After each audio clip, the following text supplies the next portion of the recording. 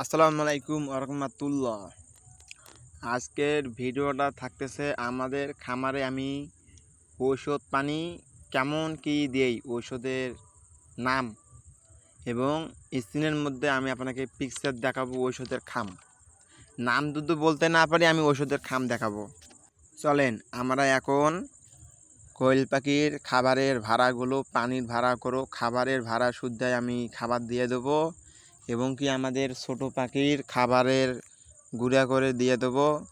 আপনাদেরকে আমি একা ভিডিও বানাচ্ছি, আমার অত ভিডিও দেখানো হবে না। খাবার দেওয়া, পানি দেওয়া, আমি স্ক্রিনের মধ্যে পানিটা দিয়ে দেবো এবং কি আমাদের এখানে ফোন করলে আমি আপনাকে বলে দেবো কি কোন বয়সের কোন পাখিতে খাবার দিতে হয়। আপনারা ওই হিসাবে আপনাকে ফোন করলে আমি আপনাকে বলে দেবো এবং কি আমাদের এইগুলো বোর্ডিং কমপ্লিট হয়ে গেছে।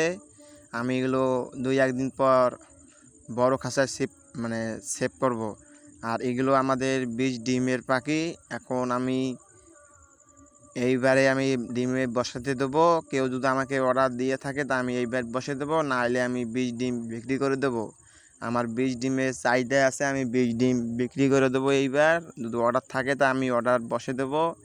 এখন আমি লিটারগুলো একটু ভালো করে ধুয়ে দেবো এবং পানির পাত্রগুলো ভালো করে ঘষিয়ে মাজিয়ে ভালো করে ধুয়ে পানি দিয়ে দেবো। আপনাকে ওগুলো তুলে দেখাতে পারতেছি না, আমি এই একাকার মানুষ, আমি ভিডিও করতেছি, আমার সাথে কোনো লোক নাই, আমি একাকার মানুষ। ওইদিকে আমি শর্টকাটে আমি ধুয়ে নিলাম, ধুয়ার পর আমি খাবারে পানি টানি তামার দিয়েছি, আপনারা দেখতে পারেন। এবং কি আমার স্ক্রিনের মধ্যে নাম্বার দেওয়া থাকবে, আপনারা চাইলে আমার এখান থেকে নাম্বারেতে কল দিয়ে আমি বলে দেবো কোন দিন কোন বয়সের খাবার দিতে হয় এবং কি ডিমের পাখিকে কী খেলানো হয় এবং বোর্ডিংয়ের পাখিতে কী খেলানো হয় এবং মনে করেন যে 30 দিন, 20 দিন, 45 দিন এবং কৃমির ডোজ কয়দিন পর মারতে হয়, ভ্যাকসিন কয়দিন পর মারতে হয়, আনিক্ষেত অথবা গাইম্বরো আরও অন্য ভ্যাকসিন আছে, এগুলো কয়দিন পর পর মারতে হয় এবং কি মাসে কয়বার কৃমির ডোজ করতে হয়। আপনাদের আমাকে হোয়াটসঅ্যাপ নাম্বারে অথবা ইমো নাম্বারে ফোন দিয়েন অথবা সরাসরি ফোন দিয়েন, আমি আপনাকে বলে দেবো। এবং আমাদের এখানে অরিজিনাল 0 থেকে জাপানি কোয়েল পাখি পাবেন, অরিজিনাল জাপানি পাখি পাবেন। আপনারা চাইলে আমার এখান থেকে পাখি সংগ্রহ করতে পারেন।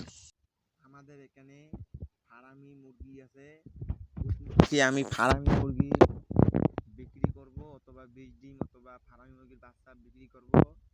প্রতিদিন থেকে আপনাকে রেখে ওই ফার্মি মুরগি দেখাবো এবং কি আমি মধ্যেও দেখতে পারি, আপনারা আমার চ্যানেলে দেখতে পারবেন আমি ফার্মি মুরগি কেমন করে পুষেছি এবং কি আমাদের এখানে বোর্ডিংয়ের বাচ্চা আছে।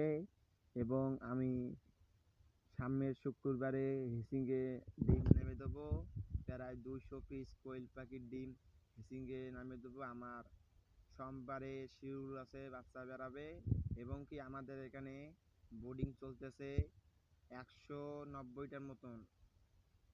আমাদের এখানে 190টার মতন পাখি আছে, তার মধ্যে আমি 100 পিস পাখি বিক্রি করছি এবং আমাদের এখানে 90 পিস পাখি বোর্ডিং চলতেছে।